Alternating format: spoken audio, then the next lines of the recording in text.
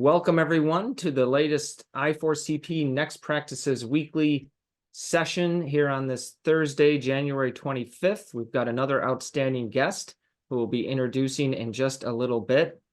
If you're new to these weekly calls, if you're new to I4CP, we are the Institute for Corporate Productivity. We're a human capital research firm. We help our member organizations and the broader HR public to see what's really coming around the curve. We do this through our research and our community gatherings like this one. We'd like to tease out what high-performance organizations are doing differently than low performers. We look at revenue growth, market share, profitability, and customer satisfaction. We look at that top quartile of organizations that excel in those areas. When we do a survey, we look at people practices, HR practices, and any functional area of HR. And we tease out what high-performance companies, that top quartile, are doing different than the bottom quartile, the low performers. We talk a lot about best practices as well in our research, our reports, but we really like to highlight what we call next practices, which are those that high-performance companies do more than low. And we like to highlight a lot of those here on Next Practices Weekly. So once again, welcome if this is your first time joining us, or maybe you've only joined us for a few of these calls. We've started this call series back in the early days of COVID in 2020, and it's great to continue them on here in 2024. We are a member-based organization, so you see here just a small sampling of the member logos for I4CP members. There's several hundred member companies. You see they range from very large organizations like Amazon, Microsoft, 3M, Visa, and others, as well as some smaller companies. We've got a growing cohort of unicorns, startups, and they also really span across all different market verticals from healthcare to high tech, manufacturing, retail, you name it.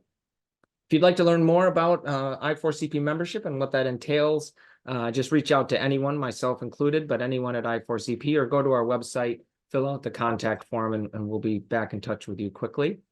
And a special welcome to anyone on the call who's with an I4CP member company. Great to have you with us today. My name is Tom Stone. I'm a senior research analyst here at I4CP, and I host most of these Next Practice Weekly calls each week. And this week I'm joined to co-host by my colleague, Lori Likens, our Vice President of Research. Good morning, Lori. Hi, Tom. Great to see you. Good to see you. Good to have you with us. And you'll be leading the conversation with our special guest in just a moment. But just to note what's coming up, as I've said, this is Next Practices Weekly. We meet every Thursday, except holidays, at the same time, 11 a.m. Eastern, 8 a.m. Pacific. You see the lineup of guests we have coming up from companies like Citi, Pax8, and the former CHRO from IBM will be joining us as well. So lots of great guests and great topics coming up in the next few weeks. Also wanted to note our most downloaded content asset piece of research every year is our Priorities and Predictions Report. This is something that we worked with our executive level boards, of which we now have 7 CHROs, Chief Learning Talent Officers, Chief Talent Acquisition Officers, and others. And we asked them in the fall, what are your priorities for the new year? What are you predicting for HR and for your organizations for the new year? And we pull all that together into one report.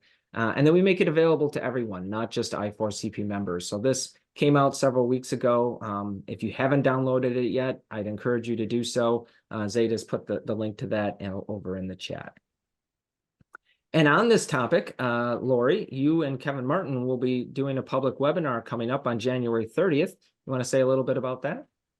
Thanks, Tom. Yes, this report is something that we look forward to doing every year, and doing a lot of conversation about it, both within our membership, but also with the public, because as Tom said, we made it available to the public. Kevin and I are going to be highlighting the priorities and some predictions. Also, we asked the members of the respective boards to, pontificate a little bit about what they see in the future for their functions. So those predictions are interesting as well. So we'll cover those priorities, as well as the 4 priorities for 2024 that I4CP put together that are more global and, are specific to everyone in people leadership.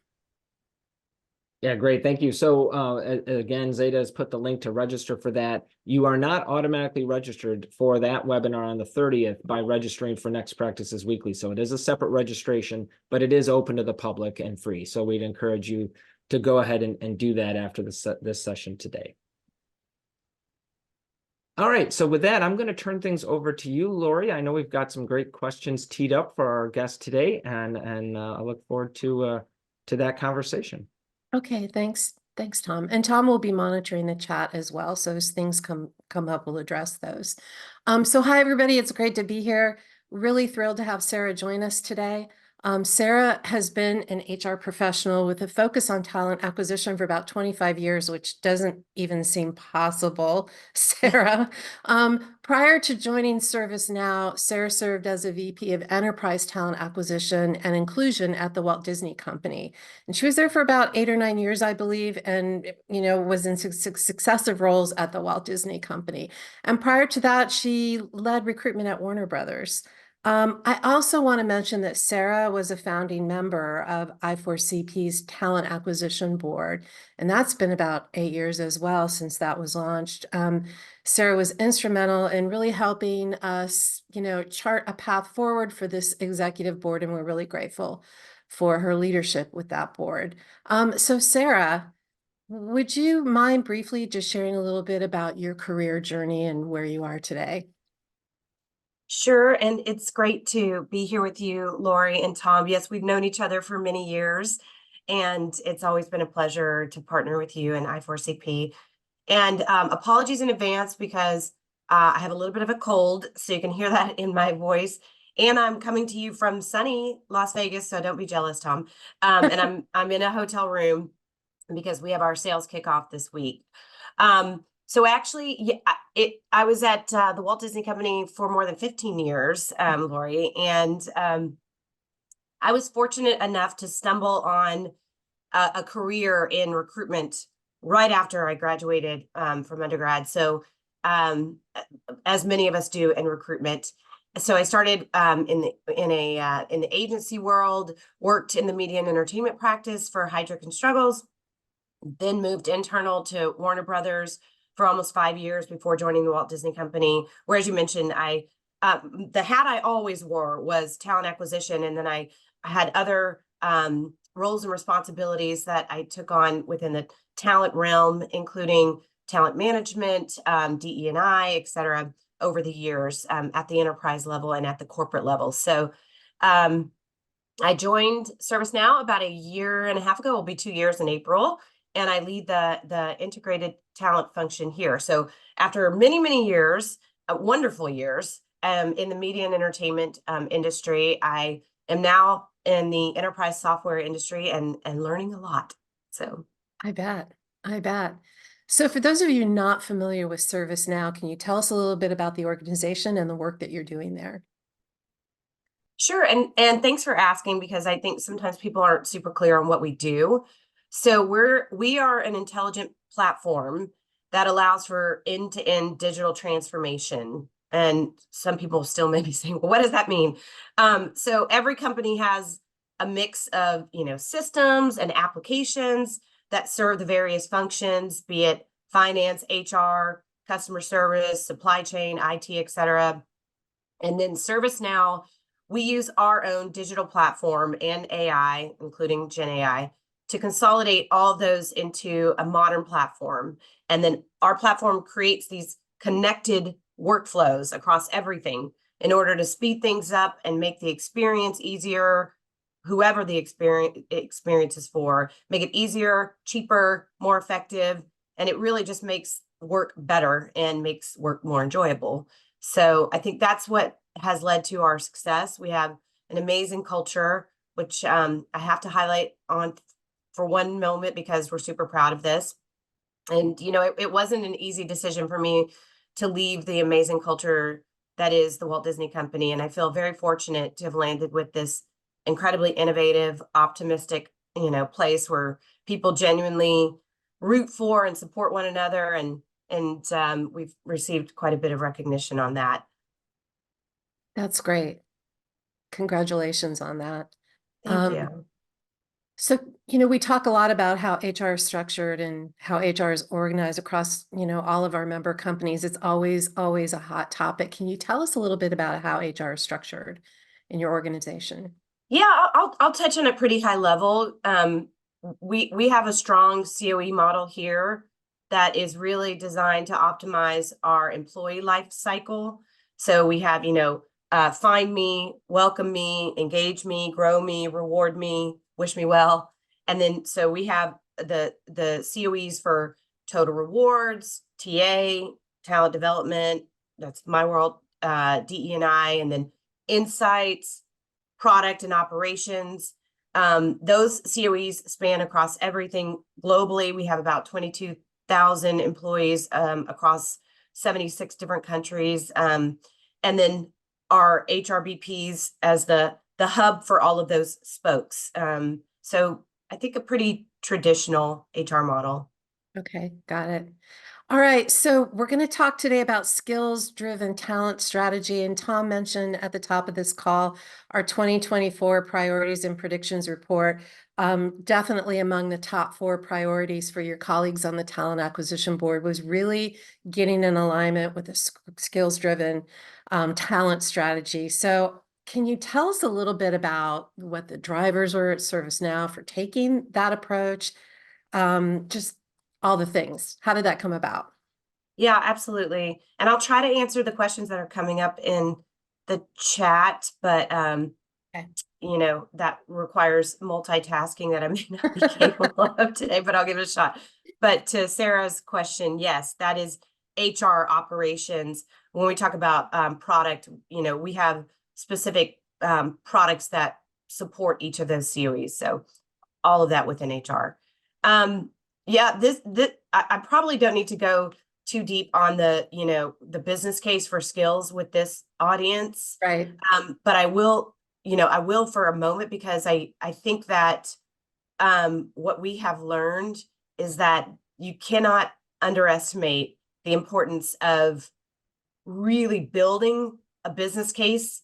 We actually created a skills it's a employee growth and development product, leveraging skills on our platform.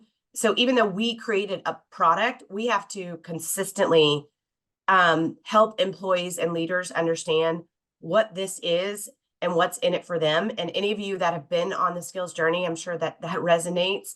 So we use a lot of data because we're, a tech company. That's what resonates the most.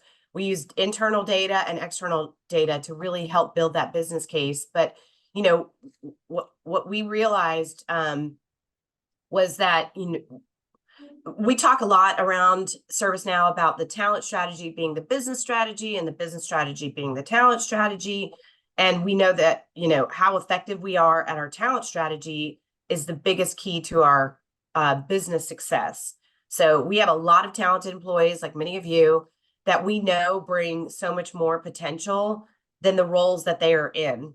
And we knew that we had to figure out, how do you tap into that? And how do you fully maximize their current skills and then also develop their future potential to continue to stay ahead?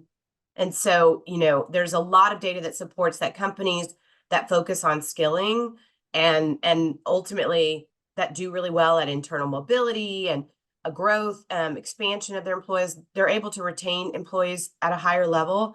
And then also there's real business benefit. So, there's some research that I was looking at recently from Deloitte that was outlining that skills-based organizations are, I think it was like 107% more likely to effectively leverage and place talent against the business goals. Yeah. And are 98% more likely to retain high performers and have a reputation as a great place to grow and develop. So, I mean, for us, it felt like the case for skills was really quite clear. And I've said it before, like there's, CEOs, everything you read highlights that there is still a global shortage of skills, but there's not a global shortage of people. So how do you equip people with what they need to grow and then also contribute to your business? So for us, it was a no-brainer. Yeah. And I'm so glad that you mentioned that, because this is the focus of a study that we have ongoing right now. In fact, one of our colleagues, Molly, is churning through the data right now on upskilling and reskilling and what the best practices are around that, and really, getting a handle on what's happening. So This slide too, this is us kind of being honest about, if you look at that middle number, that was one of the things that we looked at. We're a fast growing tech company. So what we would default to is let's just hire the talent. Let's hire the talent, right? Like Right. we need to get them in the door. And we took a look at how we were doing in terms of upskilling our internal talent. We realized we had to make a pretty radical shift. Makes a lot of sense. I think a lot of talent acquisition leaders are actively in those conversations about build, borrow, buy. What are we going to be doing? For people on the call who aren't familiar or a little bit familiar with the whole conversation of skills as the new currency, or even really completely clear on what we mean when we say a skills-driven talent strategy.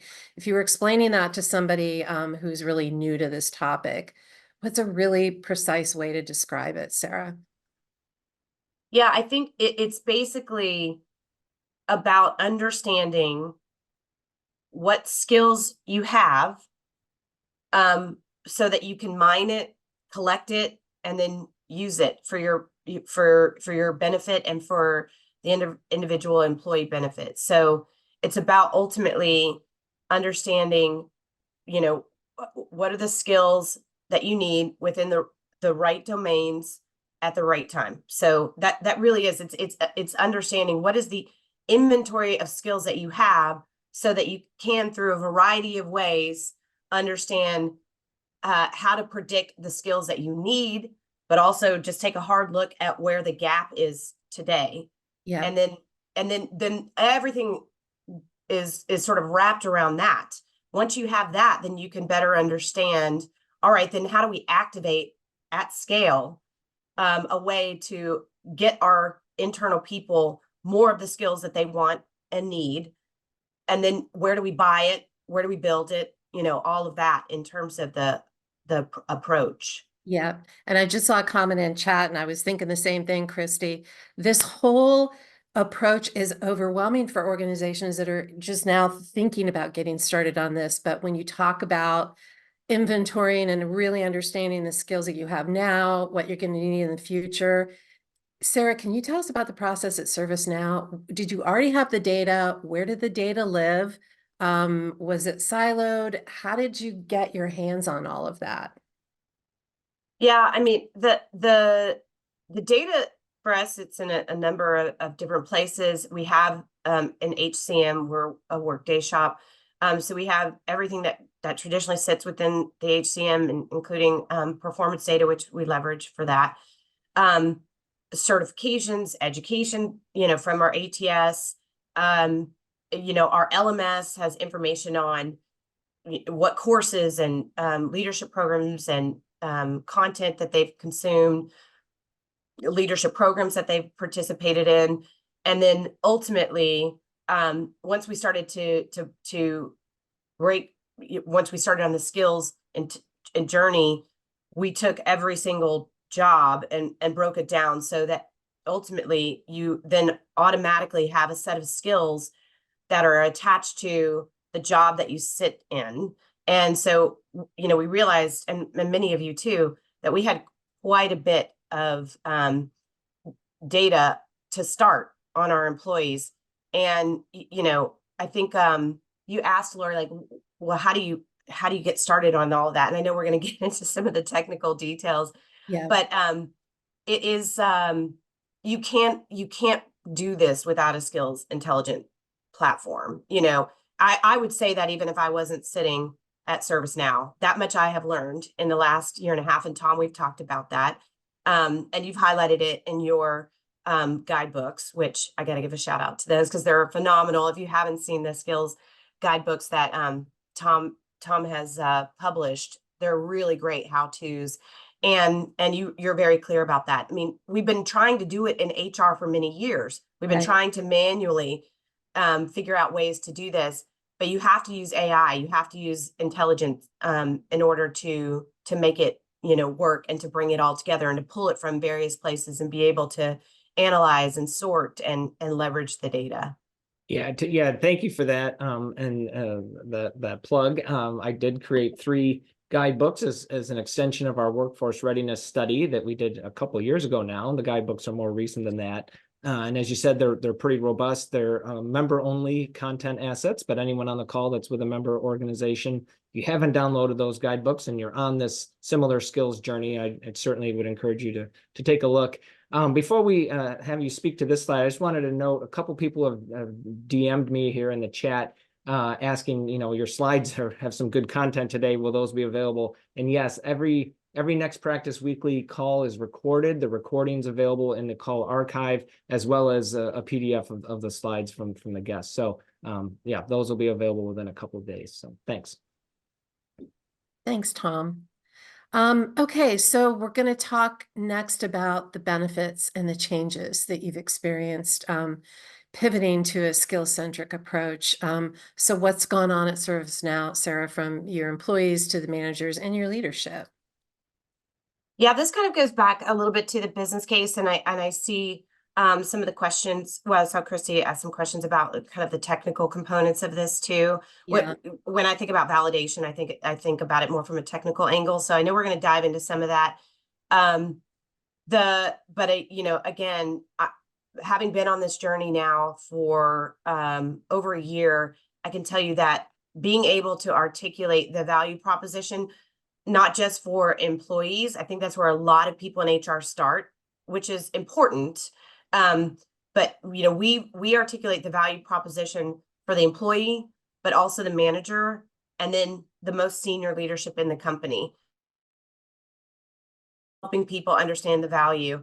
So I think you can't underestimate that. So this slide really is designed to help articulate in just sort of plain language the from to for employees. So it's difficult for employees to find their next job, their next career move. They have to navigate job boards internally, or wait for a tap on the shoulder, or try to strengthen their network.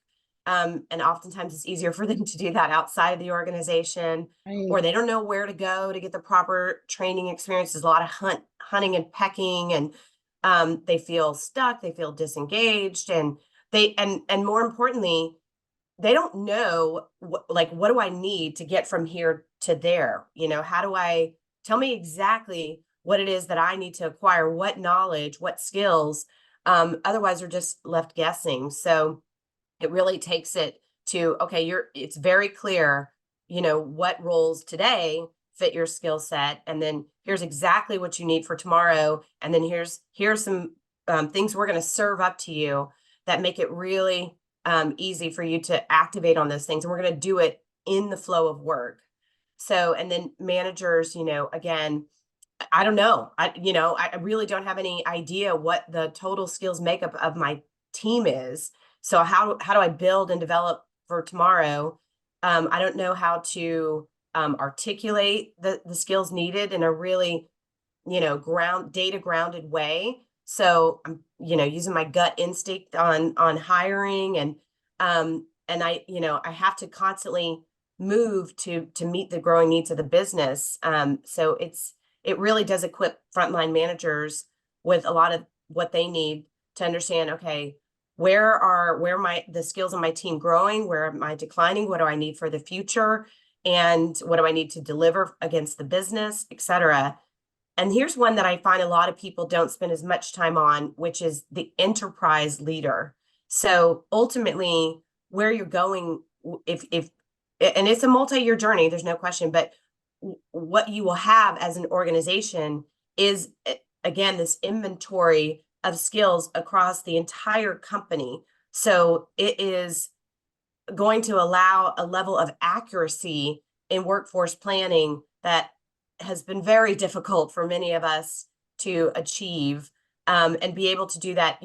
What parts of the world should we be strengthening our presence given the talent availability? What are some innovative ways in which we can upskill at scale, and doing all those things, because a lot of it is very qualitative today. And so ultimately, I think there's a real strong business case for why you do this at the company-wide level as well.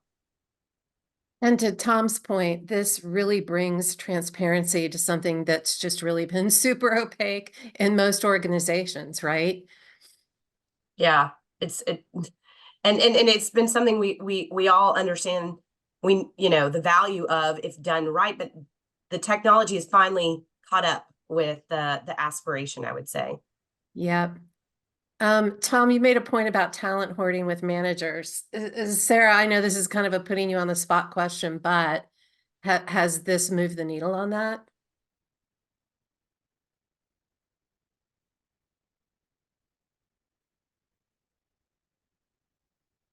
Oops, Sarah, is Sarah on mute? Sarah might be frozen. Okay. See if we can get Sarah back. Oh, I you heard. there?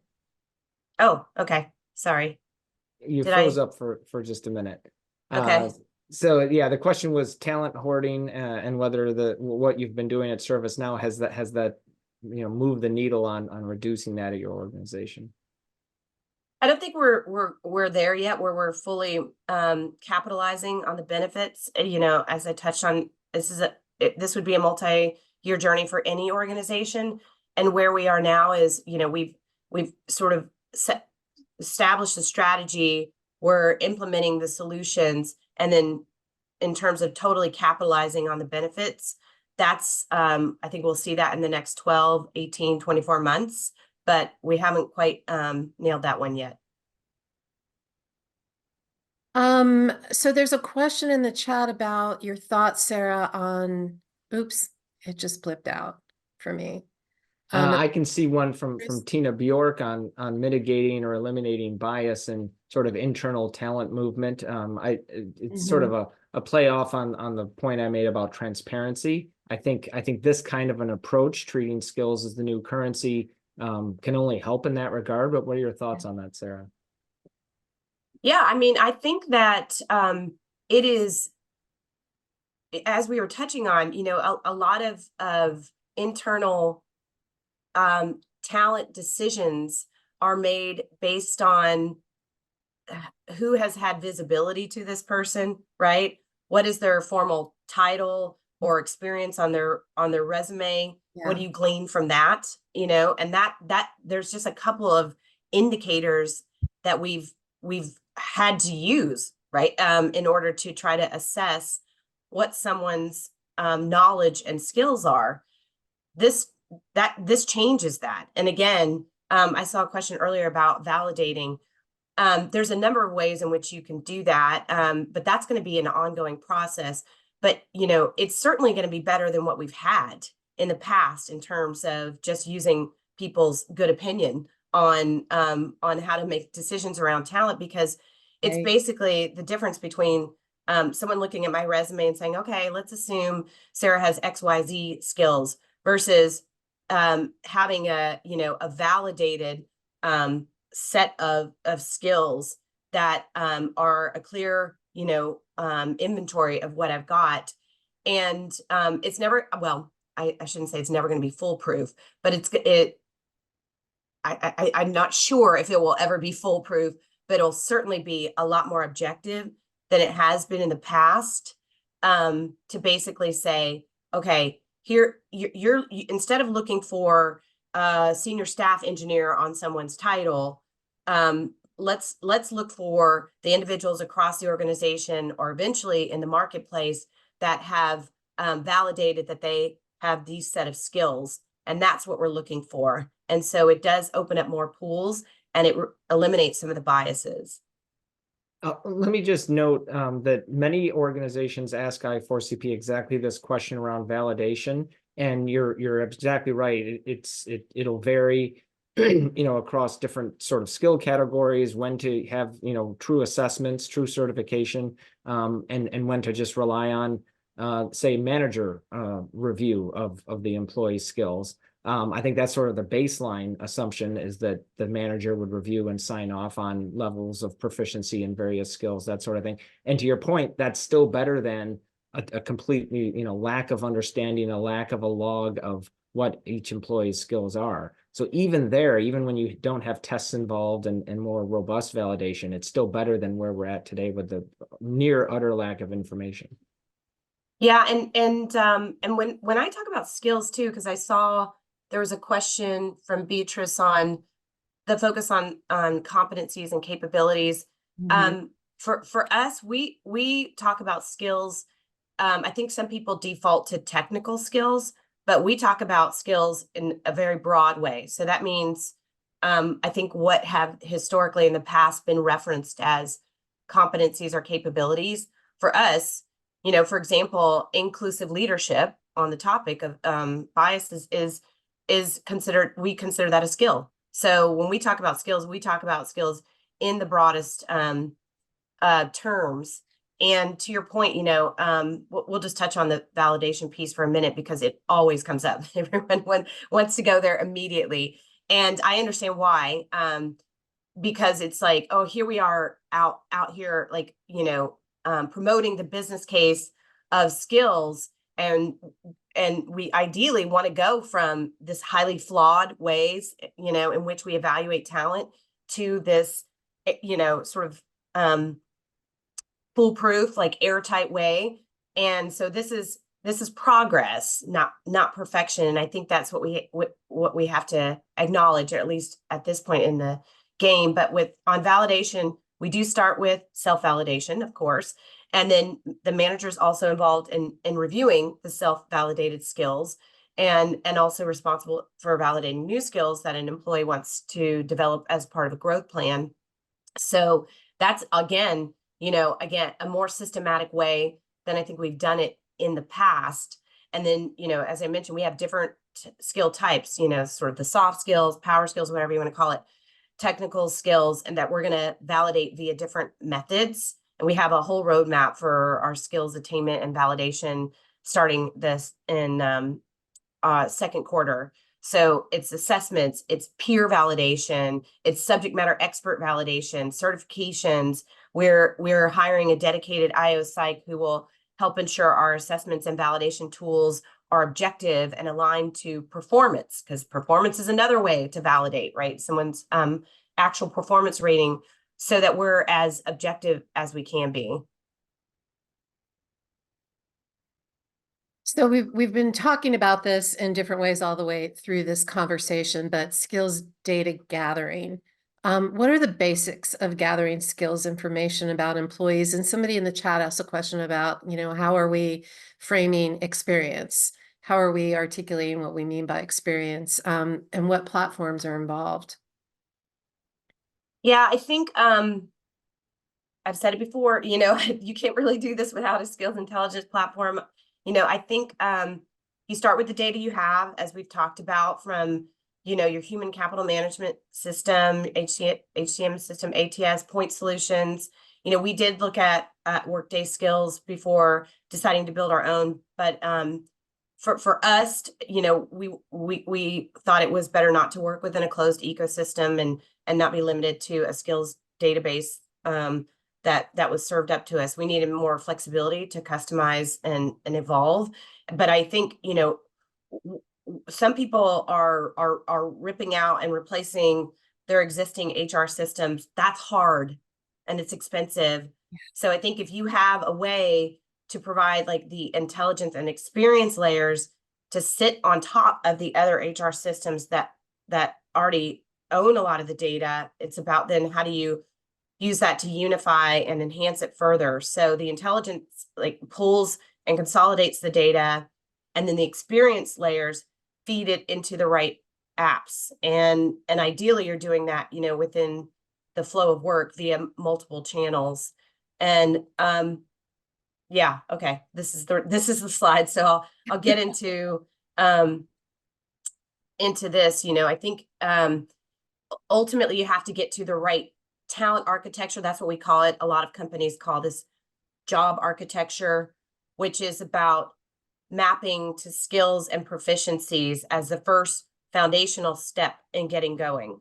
So pulling ultimately all the data into skills intelligence and putting experience on top of it. So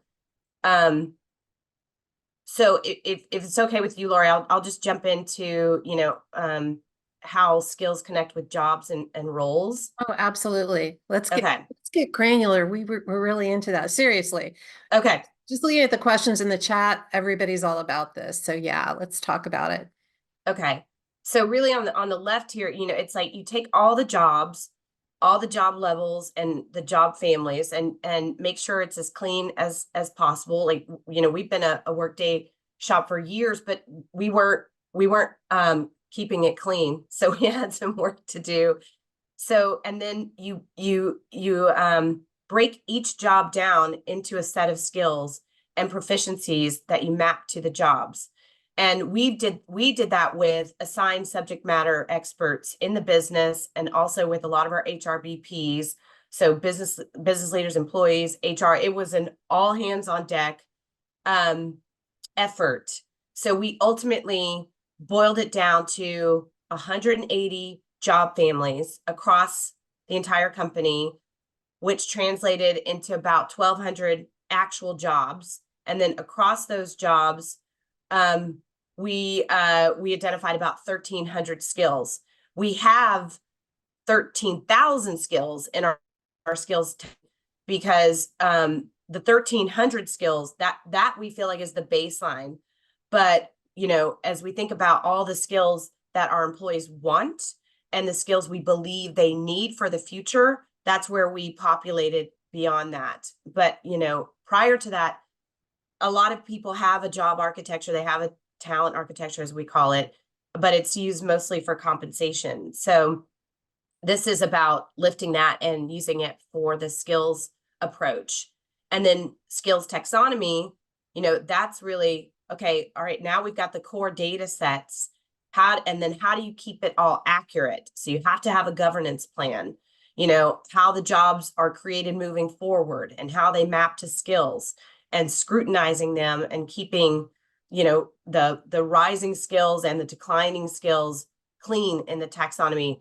Again, there's some great guidance and Tom and some of the guidebooks that you publish, but you've got to build these governing bodies, with the business, with the HR business partners to help with this. So we have like role owners at scale that are going to be reviewing things on a regular basis and also a governing body that's meeting on a regular basis. So and then basically all of that ultimately feeds into, if you see on the far left here, and I think there was some simple mock-ups that we were showing earlier, the system of collaboration. So for example, in our skills pilot, one of our skills pilot recently, I had populated, I had skills that were populated in my profile, and then I populated some other skills, and inclusive leadership was one of the ones that I had populated for myself.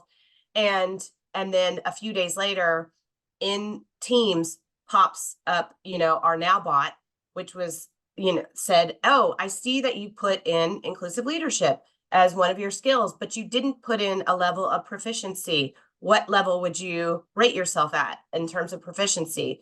And I said, I think I believe that I'm pretty good at this, so I gave myself sort of a slightly above average proficiency rating. And then the bot basically said, oh, okay, well, would you like to become more proficient? Here are some resources that we're going to serve up to you that will help you advance on that. And then if you take the courses or the learning, then the bot will come back and say, we see that you've completed this. Would you like to add it to would you like to increase your proficiency level? So you kind of see it come to life in everyday form. And so basically, it supports all of the different employee growth and development, offerings, applications that we have. We have a growth app. We have an IDP app. I call them apps, but they're basically served up within the system of engagement, so whether that be on your phone or through the career hub or the manager hub. So that's really how it, where it sits if you were to proactively go somewhere. And then of course, it works underneath with all of the the systems and the point solutions that you have within your organization. Thanks, Sarah. You through all of that, you answered Marianne's question around proficiency levels and the ways in which if you take an e-learning course or a leadership program, you sort of get triggered to maybe increase your level of proficiency in the system, which I think makes a lot of sense. There's a question here from Marlo in the chat around, do leading firms introduce skill-based remuneration compensating for hot or demanding skills? I will say from all of my interviews and talking with organizations, that's usually a phase 2 or phase 3. Yeah, that's coming. Tying it into total rewards. Yeah. 100% agree with you. Yeah. You got to walk. Well, before you run, I was going to say walk before you run. You got to crawl before you walk, before you run. Yeah. Yeah. So Sarah, that scenario that you shared, by the way, thanks for sharing your own personal experience with this. So when you went through that process, there was a question in the chat, did that automatically trigger a notification to your manager that, hey, Sarah has achieved this? This is something new? Yeah, not yet, but that's coming. Okay. And again, but what it will, so when you create, for example, a career aspiration, you have the option of sharing with your manager immediately. But ultimately, we have a quarterly growth conversation app, or a strategy, I should say, and there's an app supporting it. Within that, it will link to the skills profile and link to ultimately what are the goals that you set, for the quarter, for the year. And then what are the aspirations that you have, so that it all ties into the manager conversation is where we're going. So it's all there and served up so that you're much more informed as a manager when you're having these conversations. Got it. Okay. So relating skills to the employee life cycle. Can I answer Cheryl's question real quick too? Please, yes. So it's a good question. I mean, this is where I think companies, when they start to really, at least, because I have a lot of conversations with our customers on this topic who are interested in the product, obviously. So I wear kind of a different hat in that respect. And I think there has to be an acknowledgement that this is something that you have to do in phases. You have to iterate, you have to pilot. So we're taking a very phased approach to this, where we started with some of our most critical roles within sales and product and engineering, and the adoption has been good, but it's it certainly, like, we have an employee kickoff next week where we're gonna do a fun live demo and to the entire company. And again, it's just about constantly reinforcing what's in it for me. Yeah. What does this mean? And why should I take the time to do this? Employee, manager, etc. So it's an ongoing journey. So I would say the adoption, I mean, we're sort of a pilot rich company. So the adoption has been good. But where we're going, but we've also been trying to iterate, hey, this is not perfect, right? We're going to learn things. We're going to get better at this. So one, here's the value of this. Here's what's in it for you. But we also need you to help us get this better, as we learn and iterate. Yeah, makes a lot of sense. Okay, so I love your employee life cycle. It's very simple, but very resonant for sure. Yeah, and Cheryl had a follow-up question, certain job functions. That's an interesting question. Yeah. For some reason, we have had more interest with some of our customer success organizations. And I think it's because, that is basically, there's obviously once we have once we have a customer that is leveraging our products, our platform, etc., we have to constantly think about how we're meeting their needs. And so you have to know what skills you have in your organization in order to be able to serve up the right people to support a customer. So I think that's been a topic of conversation for our customer success organization for years, well beyond when we started talking about skills at scale. So I think that's that might be why we see that more in that organization. Yeah, they're that hungry for it. aligns actually. Yeah, that aligns with some of the organizations I talked with, some of the big, four beyond the big four consulting firms where they've got, key people that are on consulting engagements. So knowing exactly what they know and what skills they have is critical for those assignments. So yeah, they've been not necessarily at the forefront of this movement and journey, treating skills as the new currency, but they've been certainly very keen on it and very focused on it. Yeah. This is a really interesting question, global perspective. Buy-in from EU work councils in the context of AI enabling skills. I wish I knew the answer to that, but I don't, unfortunately. But we can I can talk to some of the subject matter experts on my side, but I don't have a perspective on that, unfortunately. Okay. Thanks. Okay, so do we want to move on to this is a journey, not a sprint? Yeah. Yeah, it is indeed. So this is as we referenced, it's we're constantly educating that this is a multi-year journey, which is not easy for a fast-paced culture to digest, which I'm sure many of you are in.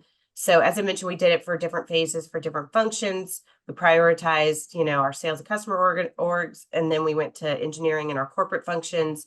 We're going to move at different phases. There's still a lot of cleanup that we're doing in real time. And, as I mentioned, around the job families, we're that's never done in terms of, okay, here's one that's popped up. We didn't capture. So we need to create, or we need to eliminate this or alter this one. So, it is definitely an ongoing journey. This is us trying to honestly highlight where we are right now. But I also think it talks about where the nirvana is in terms of the total transformation that we're working towards. So what's a realistic timeline for an organization starting on the left side of this slide? Tom, I would actually ask you to answer that one. I feel like we've been on a really aggressive timeline. So I'm not sure it's representative of what you're seeing on average for other organizations. Yeah, and because you have a lot of this technology in-house, part of it through acquisition, and then that you've developed yourself. I mean, that's also a hurdle that you don't have, that other organizations would have, the vendor procurement, sometimes multiple vendors involved. I will say that some of the organizations we've talked with, it's definitely a multi-year process. This is not a month-long thing to start from a current state of having very little information, skills, data about your employees, to going to, say, having a fully integrated internal talent marketplace that uses AI to map people's skills to open opportunities and has all of the integrations with the learning management system, the ATS, and all the things you discussed earlier. To get to that sort of state, and even then there might be phases that would go beyond that, like we said, tying it to compensation and so on. Right. It's a multi-year project. It doesn't need to be 5 years. I think one organization, a member at I4CP, Vertex Pharmaceuticals, they've used both ServiceNow and Workday as their platform. They got to it within, I think, an 18-month cycle, and saw great improvement in their retention numbers as a result. So that's where I would put it. I would put it in the 1 year plus timeline for seeing some real strong results. Yeah. So are we getting short on time? How are we doing on time, Tom? We're doing good. We've still got another 6-7 minutes. Okay, so Sarah, let's talk about AI and talent acquisition. Okay. You've mentioned how AI is used in many ways and taking this skill-centered approach to your talent processes. But what are some use cases for AI and talent acquisition specifically? Well, we tried to kind of create an somewhat exhaustive list based on what we've been brainstorming here, but also Tom and Lori, you'll probably recognize some of the language here, because I think that you all did a good job of capturing what some of the opportunities are. So everyone's really interested, obviously, in Gen AI. JDs, I think that's a no-brainer.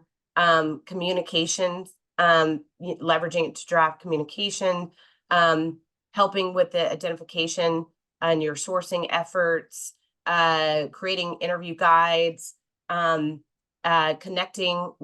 candidates with chatbots. Again, that kind of comes to life in the skill strategy as well, and offer letters. I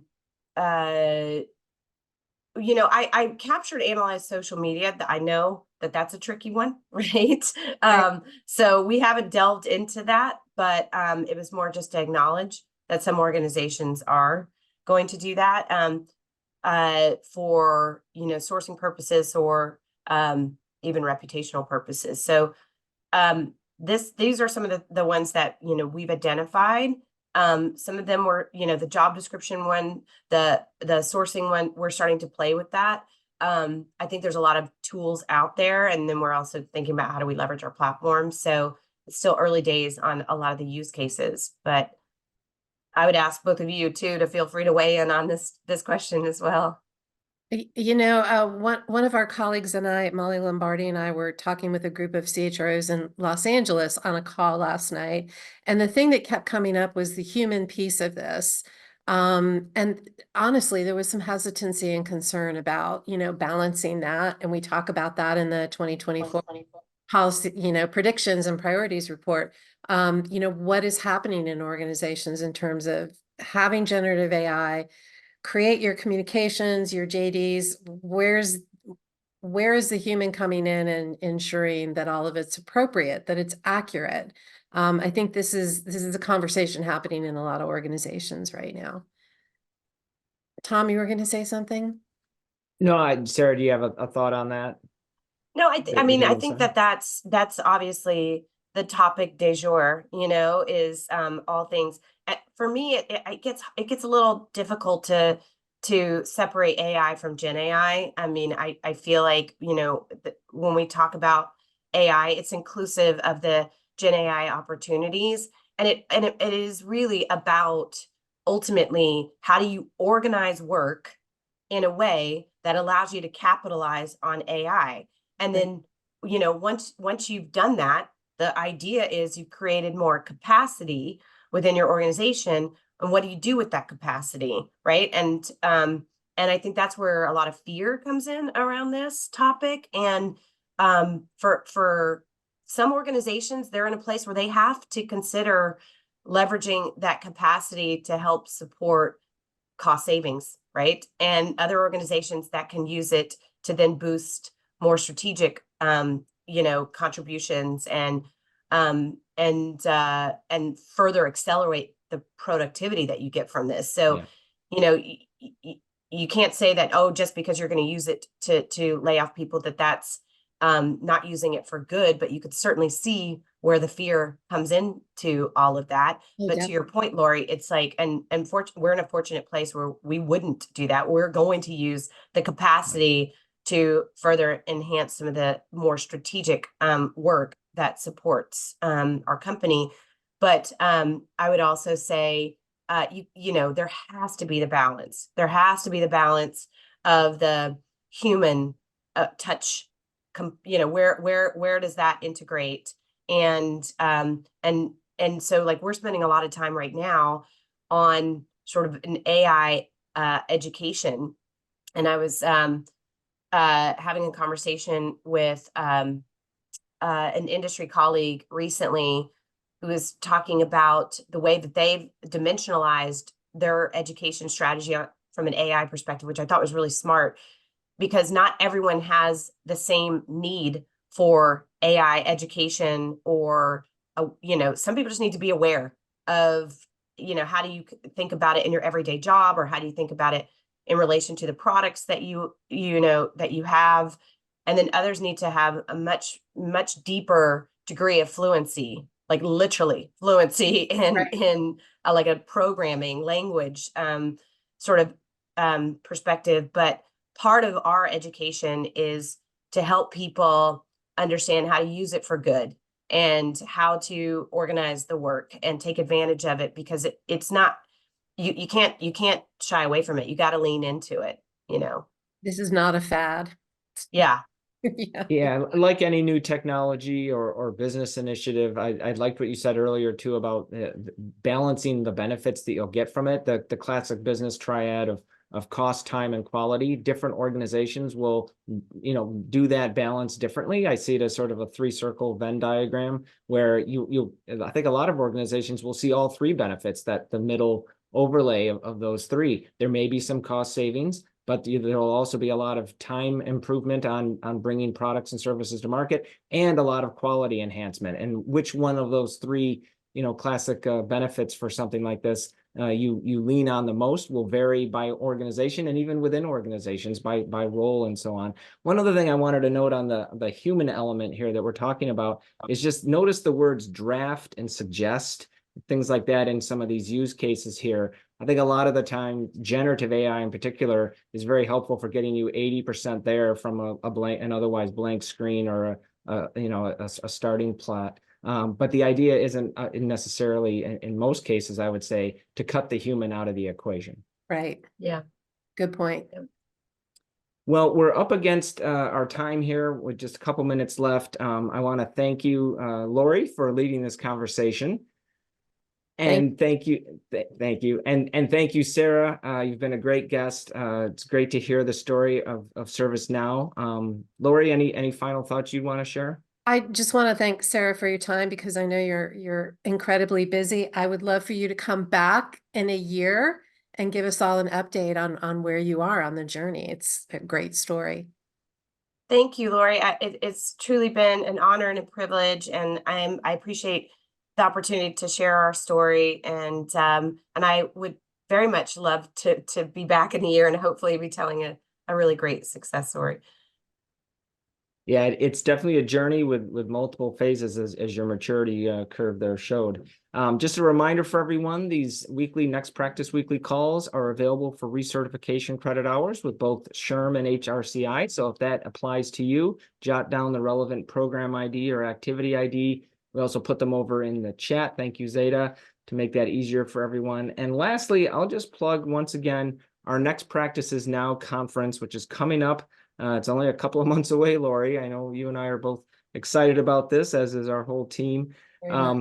Late March 25th through the 28th, once again in Scottsdale, Arizona, at the Fairmont Princess, a great resort location. You see here the lineup of outstanding speakers we'll have. No vendors, no consultants, no trade show at this conference. This is just for HR leaders. So encourage folks, if you haven't registered yet, do so soon. The hotel in particular books up quickly and is nearing capacity now. So if you've been dithering on whether to join us at this conference, please make that positive affirmation and sign up now before the hotel fills. With that, I'm going to close things out. Thank you, Zeta. Thank you, Lori. And thank you again, Sarah. It's been a great session. See everyone again next week for another Next Practices Weekly. Bye-bye.